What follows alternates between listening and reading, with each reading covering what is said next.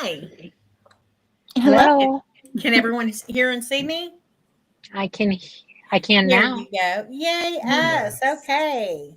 So, welcome to the show. I greatly appreciate everyone being here. I'm going to go around and let everyone introduce themselves. And I'm sorry that we couldn't be here in person, but my husband has the flu. And just in case I might be passing germs, I decided to do it this way. Let me start with Lynn. I am Lynn Gideon, and I am the founder for Breaking the Chains of Human Trafficking.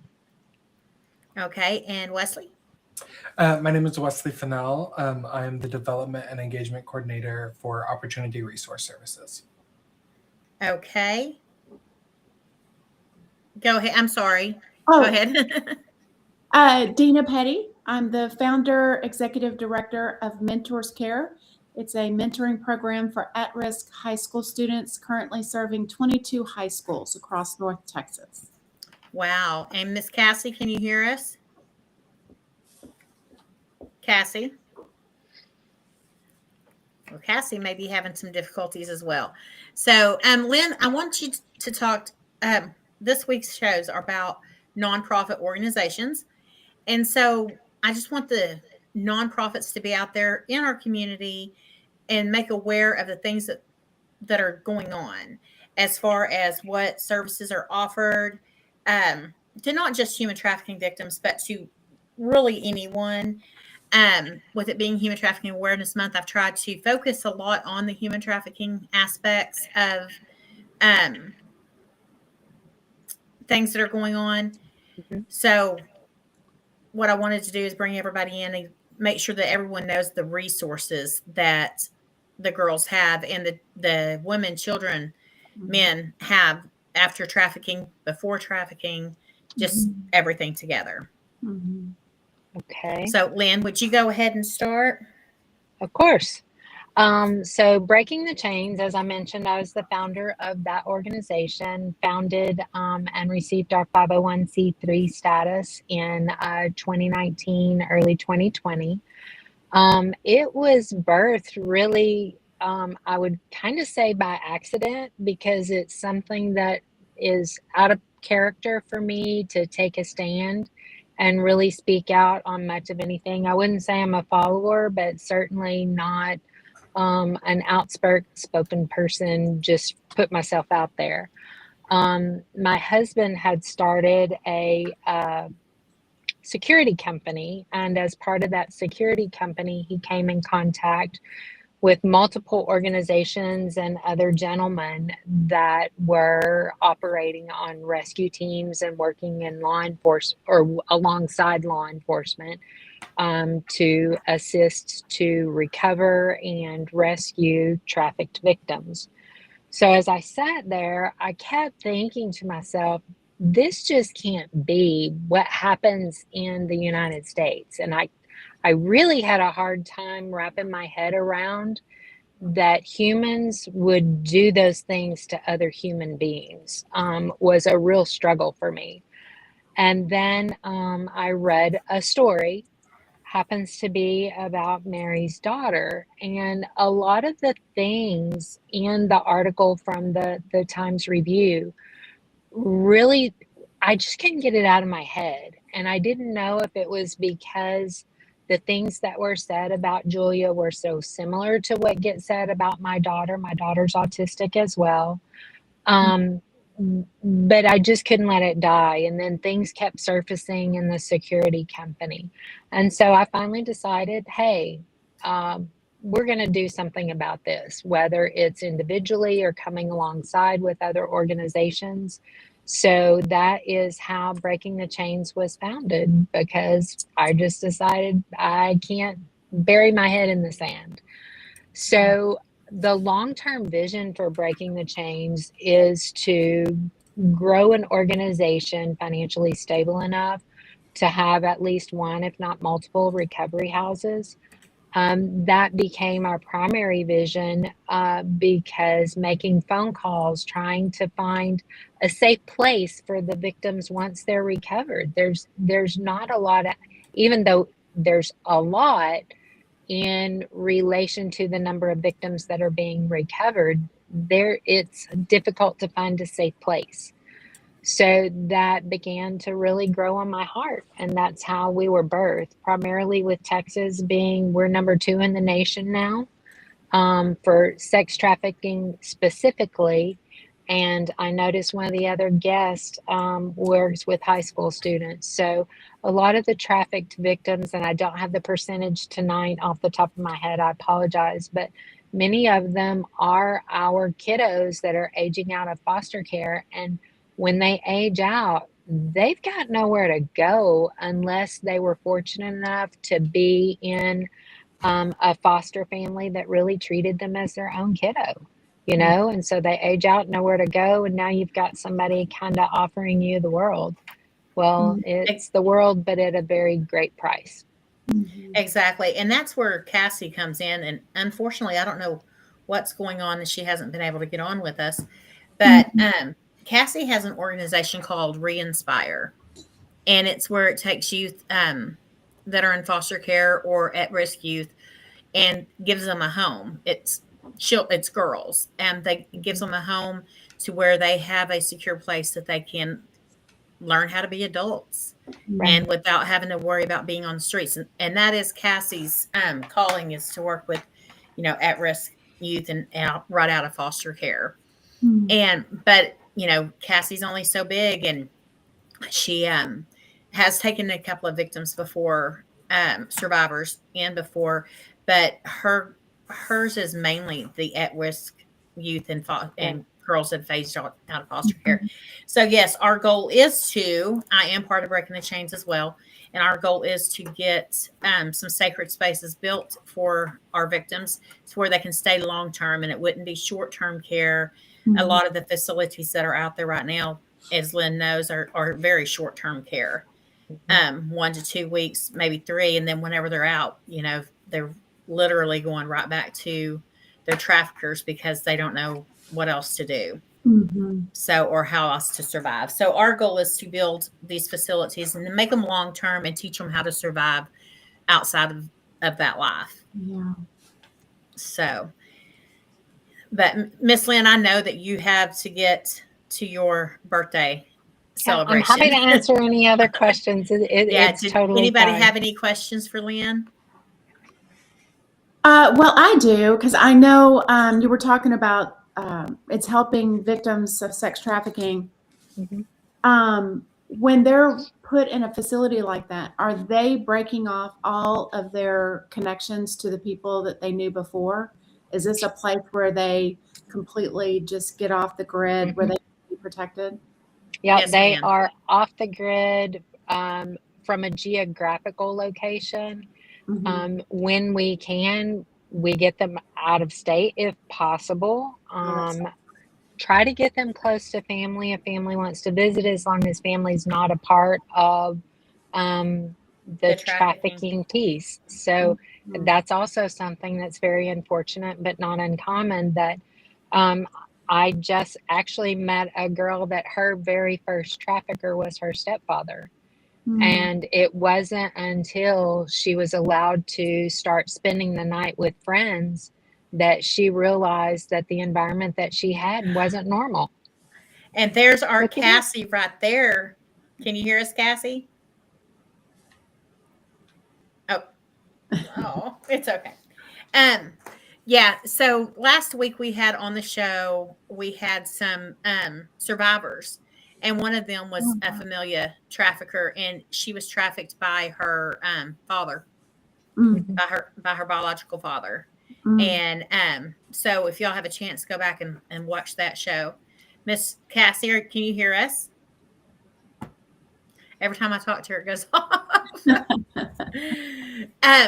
And one thing, when we do and we are able to open up the home, we will definitely be calling, because we do have there will be programs put in place to where they can get their high school diplomas if they don't already have one. They can get an education and get going. So Miss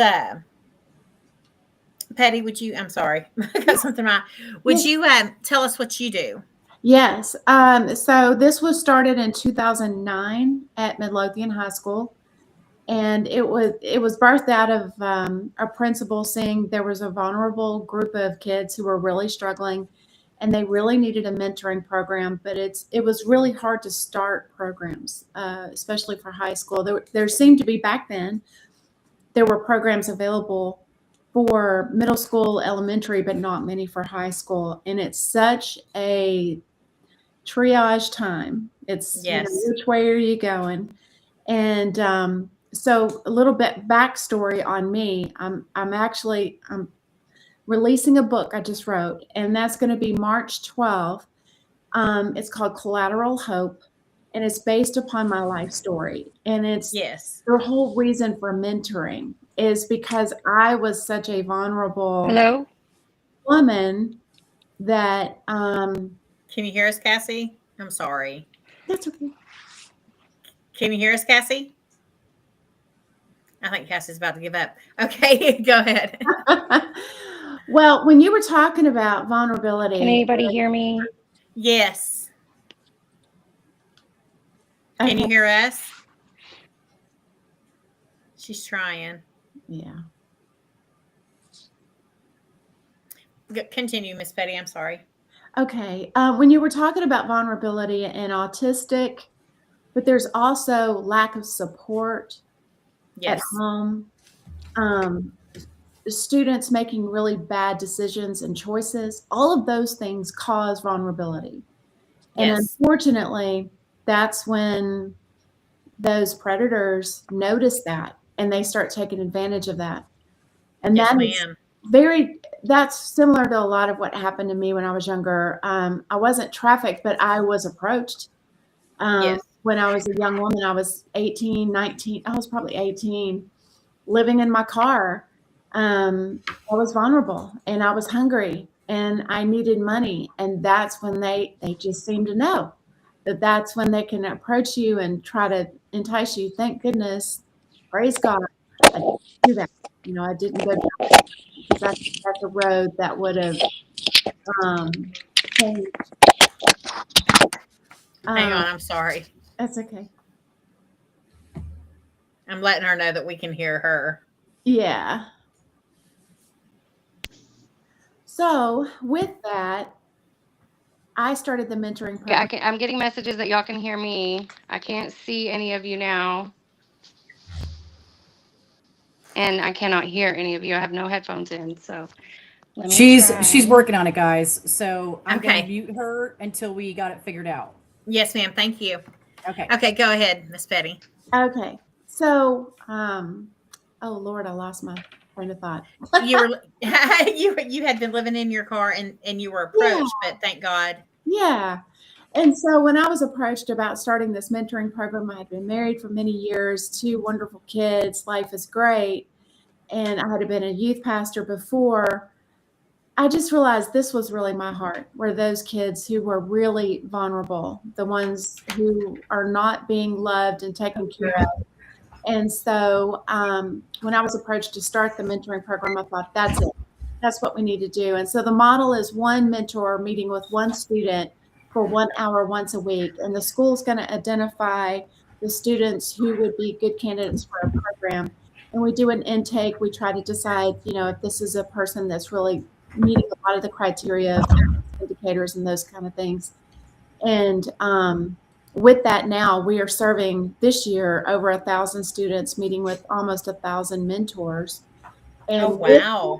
you see lives being changed forever. I mean, it is incredible. And it's because one person has taken an interest in them and they're meeting with them every week and they're doing life with them and building that relationship. But you do see a lot of the same issues over and over again. I'm looking at an example of a young girl that's been in our program, instability, parent addiction, wound up in foster care, been transitioned to many homes over and over again.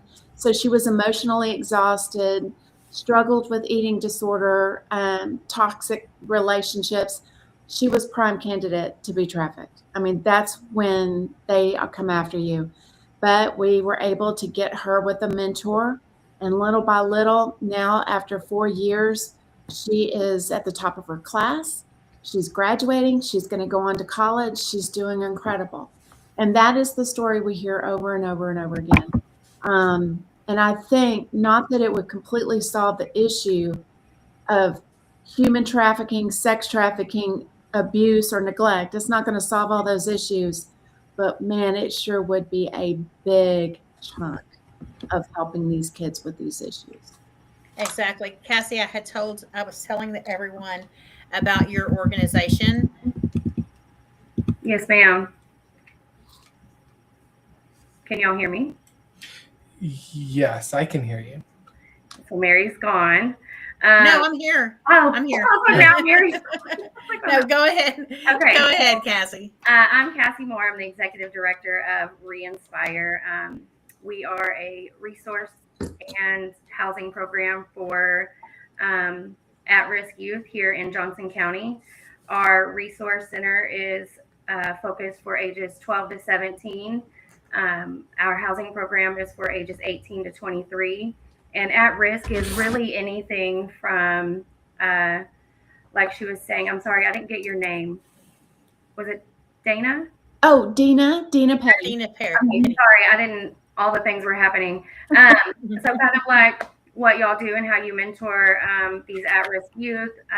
We try to fill in those spots for after school, things like that. I know that y'all are limited to just kind of in school and focusing on those at-risk youth in that capacity. So we're here to kind of backdoor and be a preventative for those at-risk youth that come from those hardships and things like that. For a long time, I think people just thought that we only focus on aging out of foster care. But that at-risk youth is an underlining of different things, which is the drug addict parents, the being raised by a family member or a friend, those kind of things. And so when our founder started this organization in 2017, I think her main focus was a lot with foster youth, because when they age out, essentially they do become homeless. And but that category of at risk is really, it takes care of the foster youth. It takes care of those ones that are coming from those hard family households and things like that. So we try to fill in those blanks and help them be as successful as possible. And then, of course, our housing program for young women, ages 18 to 23. How many girls or boys too are you housing? We stock housing young men and women because the housing is all within close proximity. But we do have other resources for these young men to be housed here in Johnson County as well. So right now we have 4. Every day I get a phone call for more young women. I have capacity to take in 4 more. And the houses, they're duplexes. They're all 3-bedroom, 2-bath. They're fully furnished. They have everything that they need, daily essentials, things like that. And if we don't have it, then we go out and get it. Yeah. And Mr. Wesley, can you tell us everything that you do? And then we're both going to discuss Countryside Refuge. Awesome. Yeah. So, hi, everyone. My name is Wesley Fennell. And I work for Opportunity Resource Services. We facilitate 9 federal TRIO grants in the DFW area, North Texas. So those TRIO grants are specifically designed to help low-income, at-risk youth and adult learners secure solid educational programming and holistic support, which allows them to enroll in post-secondary programs that will lead to gainful employment in the long term and also help with financial stability in the future. So a big goal of ours is to eliminate generational poverty in North Texas. And in doing that, we work with 6 high schools in our area, and those are our Upward Bound and Upward Bound Math and Science grants. And those high schools are Rio Vista, Keene, Lancaster, Venus, Alvarado, and Southwest Fort Worth. We have after-school programs at those high schools. Most of the high schools, we are there at least twice a week. Some of them we're there 4 times a week. And we provide after-school tutoring, FAFSA support, workshops that involve, researching colleges and figuring out what it is exactly that these students want to do outside of high school once they graduate. As a TRIO program, it is important to us. We try to encourage that our high schoolers enroll in a bachelor's program because we believe that a degree is one of the best ways to ensure that you can secure that gainful employment after graduation. We got our first grants in 2012. Those were our Upward Bound grants. And then we've expanded. So we also have 3 educational opportunity centers, one in Johnson, one in Tarrant, and one in Dallas County. And those service anyone really who walks through the doors. Our Tarrant and Dallas County centers are remote. So those are all done via Google Meets or Zoom. But we do have an office on Ridgeway in Cleburne. And that office services walk-ins and also all of these different EOCs go to prisons. So we work with about 10 prisons in the area, helping incarcerated individuals get with reentry. So we do a lot of reentry work, applying for FAFSA and filling out the necessary paperwork. So as soon as they reenter, they can work on getting that degree or turning their life around.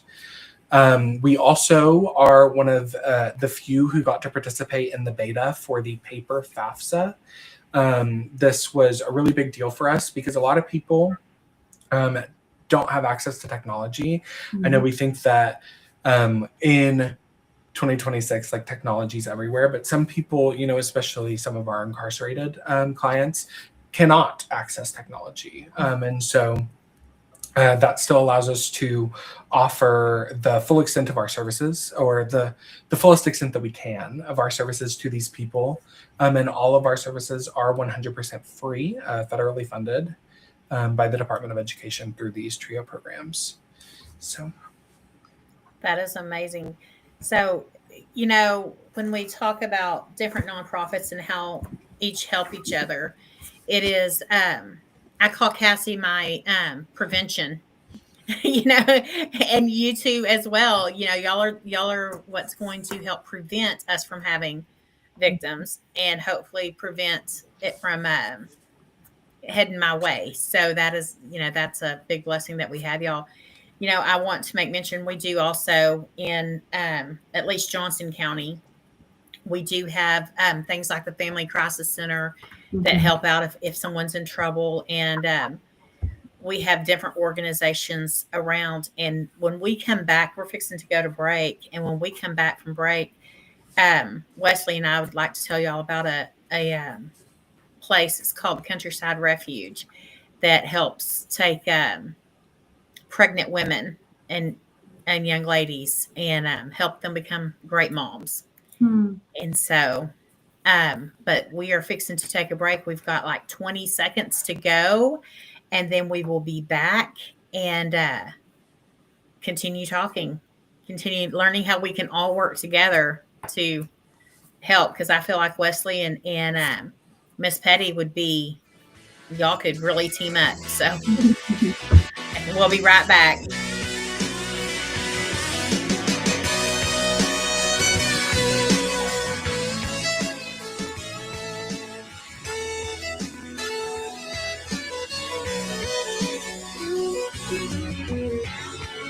Yeah, nowhere but Texas.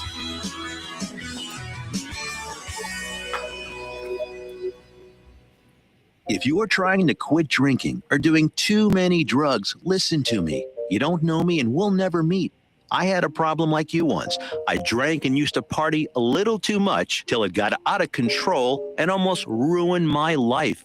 I realized I needed help to fix my problem before it totally destroyed me. If you've tried to fix your drinking and drug problem and you know you can't do it alone, you need to call the National Treatment Advisors. They'll immerse you into a 30-day program to replace your old habits with new habits and totally change your life. And if you have PPO private health insurance, the entire program may be covered. Fix your problem right now before it gets any worse. Get clean. Call now and learn more. 877-247-1581. 877-247-1581. 877-247-1581. Attention all business owners and creative minds. Do you need a unique and personalized touch for your products?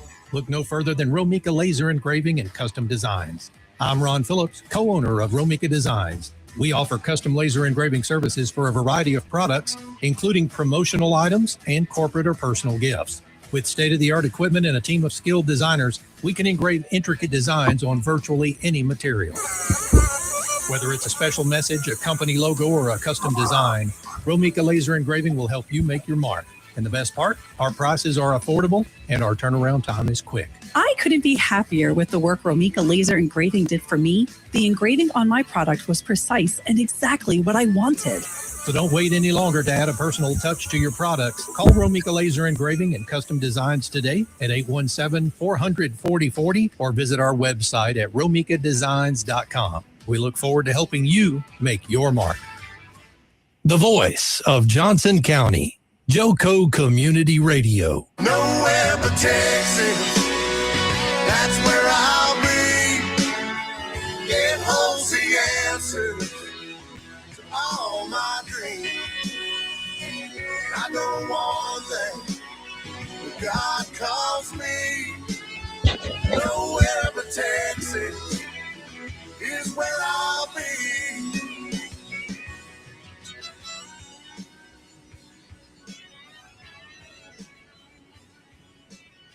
Now we're back. Can everyone hear me?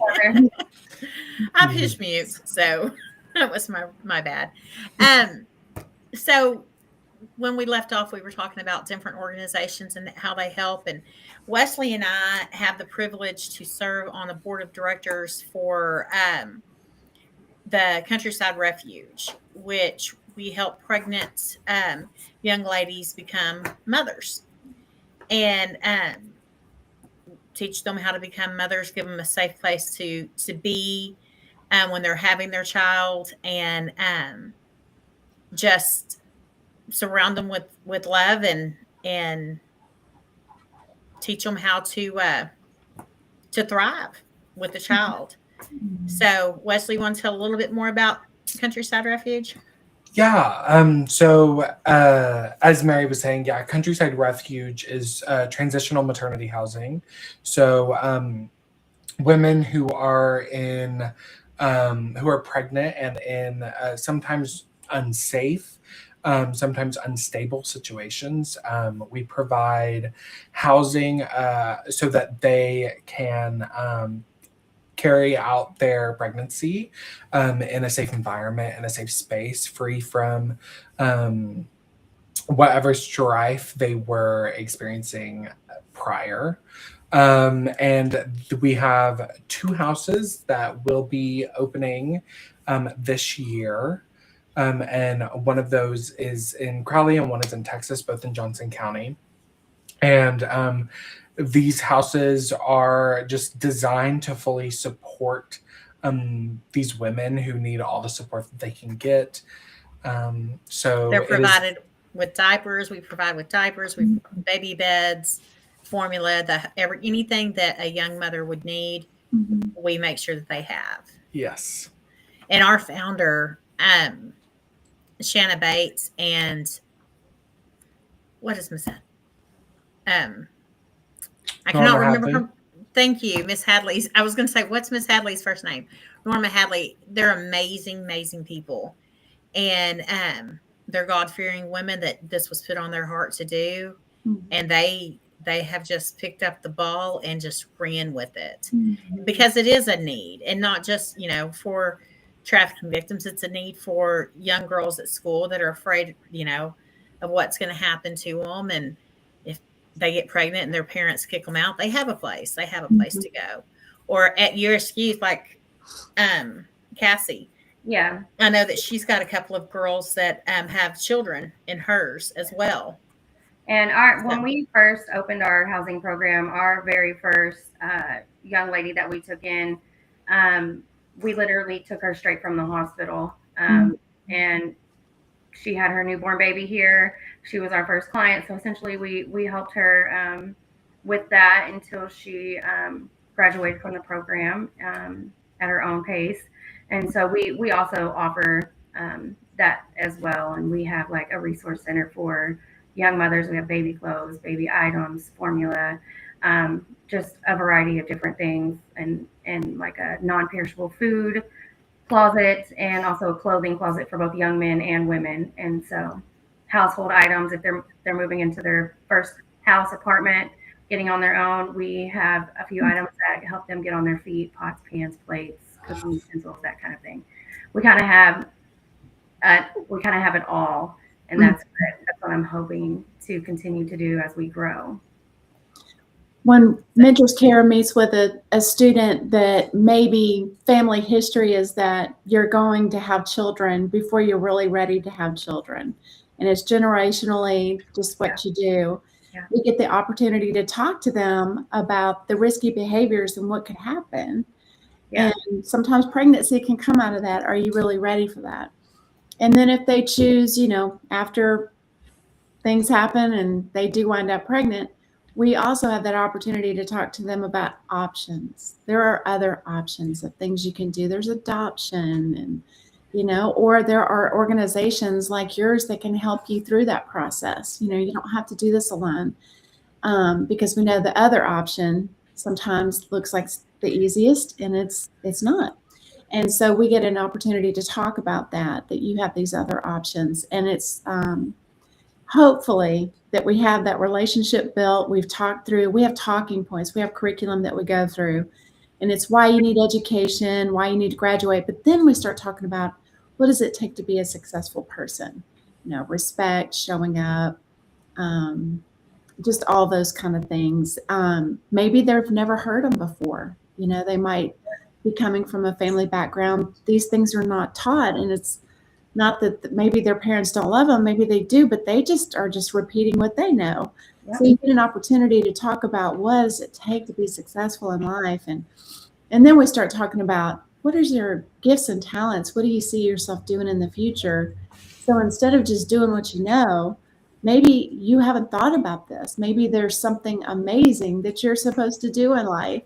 And so let's go figure that out. Let's go fill out some applications fill out the FAFSA. Let's see how we can afford to go do these things. I agree, education afterwards. So we have a new program. We just have a new initiative called Pathways. So we have, I want to say it's over 30 businesses that have said, we need entry-level kids who are not going to be able to go to college. A lot of our kids are impoverished, food insecurities, all the things. So it's going to be really hard for them to do something secondary. They're not going to be able to go to college, technical schools, things like that. They got to go to work. What a great opportunity. If you have a hardworking kid who's bright and is ready to learn, they're saying, give us those kids. We want to teach them. We don't want to reteach them things they've learned. We want to teach them right off the bat. I've got somebody in my program right now, so I'll be getting your information tonight. Yes. I'm going to talk to Crystal about it. Crystal Myers and I, we're always in the same neighborhood all the time. I talk to her all the time, so maybe I'll talk to her about that. But that's something that I'm interested in for at least 2 of my young women. That would be phenomenal. And we're working on and building that up more, because that's so important. It's not just putting them out on the branch and saying, all right, your wings are ready to fly, and then push them off. Yeah, right. Let's see where they're going. Do they have a good footing? Are they really ready? Are these wings really all, there? Are the feathers all there? Before we push them off the branch. Right. But yeah, it's just an opportunity to be able to speak in the lives of young people. So for Yes. our kids, it's maybe they do have some really good support at home, but the students are just making bad decisions. They've just gotten on a bad track. Okay, then let's go partner with them, with a mentor from the community that we train them, we equip them, we've vetted them, recruited them. We find these great people, and they're going to be teaching the same things that the parents are teaching them at home. But for a large majority of our students, they're really not hearing these things. They've never heard them before. That was my story. That's why I wrote the curriculum, because I'd never heard these things before, like showing up was half the battle. I didn't think anybody cared if I showed up to anything. So I barely showed up to school. I, didn't show up for anything. And then I realized, no, you got to show up, when you make your yes mean yes. And so what an opportunity to be able to speak into the lives of these kids. Maybe they've never heard these things before. Yeah, exactly. You talk about showing up, even, as young kids, we try to teach them show up, show up, show up. But that is something for adults that you've got to remember. Like if us four would not show up, where would they be? And so it's not just us. We got to get more adults, more young adults involved in these nonprofits, in this showing up. Yeah. Well, I'm looking at you, Mary, and what you're doing when you got involved. I mean, there was tragedy in your life, and you could have just sat back and been mad and done nothing. Yeah. But you turned that around for good, and now you're running for office and help legislation that is impacting so many lives. I mean, that is the example, and that's the example we're trying to teach our kids. Every life matters. Yeah. And every life has a job to do. You have something you've been gifted, only you to go do. Now let's go figure it out, and let's go do it together and get excited about life. Yes, I had a legislator one time. I was down in Austin, and I was visiting with her, and we were talking, and she sat there. She says, a lot of people would have just said, well, it is what it is, and went on about their business, and would have mourned and just left it be. And she said, what made you not do that? And I said, because I have other kids and grandkids, number one. And number two, if I didn't know this stuff, other parents didn't know this stuff. And it was put on my heart that it was a responsibility at that point to go out and make sure that everyone that I could come in contact with was educated about human trafficking, was educated about child safety. And the more I dug into child safety, and it doesn't just end or start with human trafficking or abuse. I mean, when I talk about child safety now, I'm talking about the food that we're putting in our children. We're talking about them having a safe shelter to go home to. Them, it's crazy. You talk about food. When I first started this 17 years ago, I only had we always bought T-shirts every year for the kids, like an end of the year celebration thing. And I might have had 2 or 3 3X shirts for teenagers. Now I'm 5 and 6X shirts, and that's teenagers.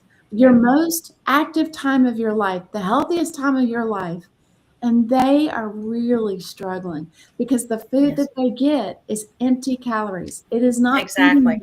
And therefore, you do have depression. Then you have lack of wanting to focus and be there. Yeah, just the food that we feed our kids. And then it's a cycle. Then it's idle time because I'm sitting there. I don't have any kind of energy. I'm going to get on here. Then you open up that door. Yes. With your friends on this, which is the worst thing for teenagers. Amen. I'm so glad that they're starting to realize the damage that social media is doing to these kids and how evil there are people out there realizing they're interested in games or they're interested in conversations and, getting in these chat rooms. Oh, that's an open door for these people. Oh, yeah. People. Yeah, definitely. Definitely is. Definitely an open door. Mm-hmm. So when we think about things that we can all do together, is there any, I know what we could all do together. We can change the world together. you know, and we're going to change the world. When we think about things that we can all help, I knew that Wesley would be able to help you, Miss Petty, get on, continue on with yours. Betcha. And everybody, I just don't have enough to say about Miss Cassie here. She takes them in, and I've heard stories, and Cassie has one of my girls. Yeah. And thriving like you would not believe. And I'm going to be honest with you, I don't think that she would be in the spot she is right now and doing so well and just taking on the world if it wasn't for Cassie and her organization. Thank you. But see, the secret sauce in this, though, is the individual person is being affected individually. Yeah. It's not a big group thing, because it's overwhelming if you look at the whole big issue. It is. But if you take one child at a time, one issue at a time, and also I love how each and every one of us have our area, our niche, be excellent in that. And then let's come together. Let's collaborate. Yeah. Okay, I am not going to be great at the after school thing. That's not what we do. Our niche is in school. We can't do it. No. Right. My mom together. Exactly. My mom, as a lot of you know, all of y'all know, I think, we had foster kids, and all together there were 12 boys. We helped raise 12 girls and 7 boys. Wow. We had an impact somewhere in their lives. So we sat down and counted one day, and my mom told me whenever I started doing this human trafficking stuff, and I was, as she said, burning my candles at both ends, because I was literally either running to legislation, or I was running to a victim, or I was trying to make a living selling real estate, because I have to make a living. She said, Mary, she said, you can't save them all. And I said, no, Mom, I know I can't. I said, but listen, if I can save one at a time, then we can work on saving them all. And just like that old sermon where the guy is out on the beach and there's beached starfish, there was millions of them. You couldn't even see the end of it. And there's a guy out there, and he's picking up a starfish and he's throwing it in the ocean. And the guy comes up to him and goes, what are you doing? There's millions of them. You can't save them all. And he goes, but I saved that one.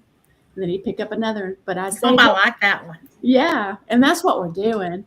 But if everybody picked up a starfish, Exactly. what the world would be like? I mean, I don't think people really grasp how much youth is at risk right now. They don't realize what these young people are going through.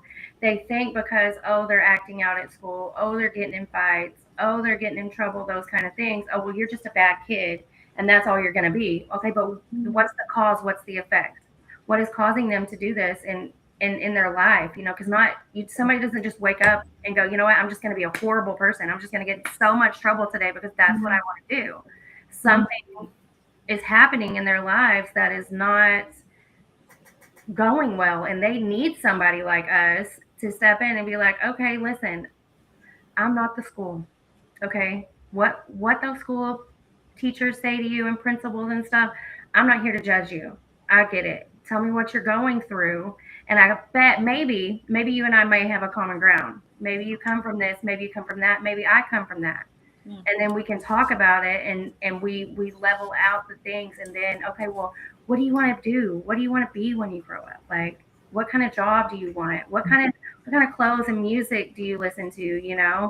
Working with such young teens to older adults, even the ones that I work with from 18 to 23, they're more like, some of them are like 15, 16, 17 years old because of trauma that they've been through. They're kind of stuck in that. So we've got to work with them slowly to build them up. Like, you're an adult, like, you've got this, you can do this. And if I can't help you, I know Mary, I know Miss Petty, I know Wesley, I know a whole group of people who would love to pour into you because you're an awesome human, and we know that you can be great. So I tell the story that in my book about when I was homeless, you would think that people would have a little more compassion and maybe want to find out, why am I homeless? What's going on? Mhm. It was actually opposite. There They was don't want nothing to do with you. there was a lot of judgment. I'm disheveled. Okay, and I could hear the words, even though they weren't saying them out loud. What did you do to deserve what you got right here? Exactly. Instead of finding out the why, what you're talking about is risky behaviors. What we're seeing out here, you got to ask the why. And the only way you can ask the why is if you're intentional, the one-on-one relationship. Yeah. Then you can ask that why. And then they'll trust you enough that they can tell you. Then we can start chipping away and find out what's really going on. Yeah, Exactly. that I think is also where our program kind of is special, because some of these kids, we have them literally from summer after 8th grade till they graduate.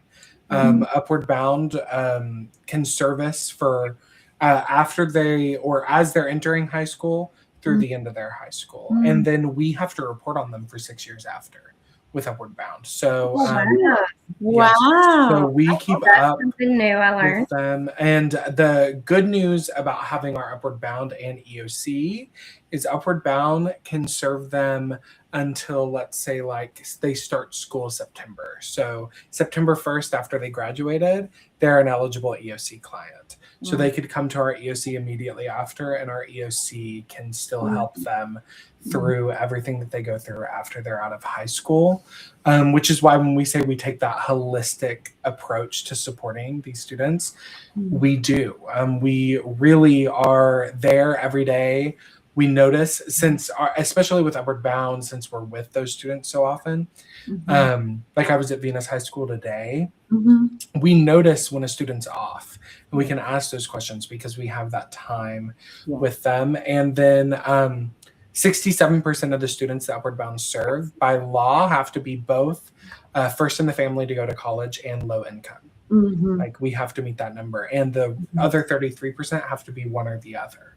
So I mean, the students that we service really need the service, and I think that's what all of us do exceptionally well in our areas is we service the people who really need it. And it's kind of crazy to hear about the amount of support that is in and around our area for children and adults and anyone who needs it. Like there is a nonprofit that will help. And I think Shine helps with food. yes. Shine is amazing. If y'all have not ever met the Peacocks, That is great. they are amazing people. I actually went to high school with both of them in Venus. Just a shout out. Okay, go ahead. Yeah, I it's love just them. Love them. it's the amount of support that's in our area is very I think rare. I think it's rare for someone to walk in our doors if they're from Family Crisis Center and us be like, oh, we know Family Crisis Center. Yeah, come here. And we'll help. We'll get you in contact with vote writers, help you get your state ID if you don't have it. Because some people do, they leave their house in the middle of the night and they're like, and I'm not coming back and I didn't bring my ID, so I need a new ID. And I think that's an address for you. Like, yeah, and there's a lot of intersection between I think what all of us do. And I love that all of us also work with children because they're the future, and investing in the youth is the best investment we're going to make. So Amen. I love that all of us are in the Venn diagrams of what we do. The center point is investing in the future generations. So. and this segment was so important because I don't think people understand the capacity of organizations that we have here that all can be linked together to provide a different variety. Because I think a lot of times people get it confused. Oh, we work with youth, but what do we do for those youth? What do we do for those young adults? And so it's just important for everybody. Mary, this is awesome that you did this. It's important that everybody knows the capacity that we each hold for each group of young adults. Exactly. We just have to continue, fighting for our children, continue being there and showing up. Showing up is a big thing. We have a lot of great organizations amongst Johnson and Ellis County. Mhm. And we have a lot of organizations that are there for youth. We just have to make sure that the youth knows how to utilize them. Yeah, we're excited to be in Johnson County. We started out in Ellis County, and now we're growing. I think we're in 6 counties now, and we're looking at possibly being in maybe 5 to 6 more schools next year. And I think the programs that are working, this is my philosophy, Mhm. it's almost like you got to grow because Yeah. the need is so great. Yeah. You got to keep going, and it takes a lot of energy, and it takes a lot of prayer. It takes Yes. a lot of great people, very like-minded, but it also takes communities willing to support it Yes. financially Yes, ma'am. and manpower, legislation, our politicians, everybody Yes. together. Wonder for boards, a working board, people who not only are on Yes. board, but get out and help be a voice, because it can't just be one person. No, Exactly. So And I thankful. have an amazing, I work with 2 amazing boards, with the Countryside Refuge and Breaking the Chains. Mhm. Love them. They are amazing, My board's amazing people. amazing as well. I mean, at any time, day or night, I can send a message, and the next day something's getting done. So Love it. I love that. So I am so grateful that y'all came on and that we were able to get everyone's nonprofits out there, and we shouted out to a couple that weren't out here with us, but I'm really glad that we were able to get together and talk about what we have and the things that we offer here Yeah. in Johnson County. Yeah. For So, sure. if anybody needs to get a hold of us, our website is wearereinspire.org. Facebook is Reinspire. We're having a big fundraiser barbecue cook-off. It's free at the Chisholm Trail Outdoor Museum here in Cleburne, March 28th from 11 to 6. We've got some great artists performing. We've got barbecue. We've got raffles. It's all free, kids zone. Check out the museum at the same time. Y'all come see us. We are so excited for that. We Yes. have a booth there. Breaking the Chains does have a booth there. And Breaking the Chains information is btctx.info. can I do And- a plug? Yes, I want everyone to put their information out. So you go Okay. right ahead. So, Mentors Care, if you just go to mentors.care, you can get to our website, and you can see on there, you can register for our purse bingo. That is so fun. There'll be 600 people, but our tables are selling out, and that's going to be February 27th. That's a big fundraiser for Mentors Care. You can also go to my website, denapetty.com, DENAPETTY.com. There's going to be more information on there about the book launch, and I would love, the public is welcome to come. It's going to be at Wilson's Seafood. That's going to be March 12th. This is to inspire people for mentoring, getting involved in whatever area you're supposed to be involved in, and helping your communities. And so I would love Wesley. Yes, www.collegeyall.org. You can find out information on all of our programs. Thank you all. Thank y'all for coming. Appreciate you. y'all. Okay, Bye. bye.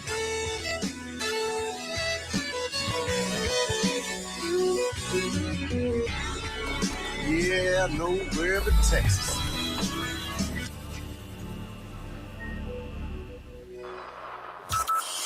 From Burleson to Venus and Grandview to Godley, this is the voice of Johnson County, Joco Community Radio.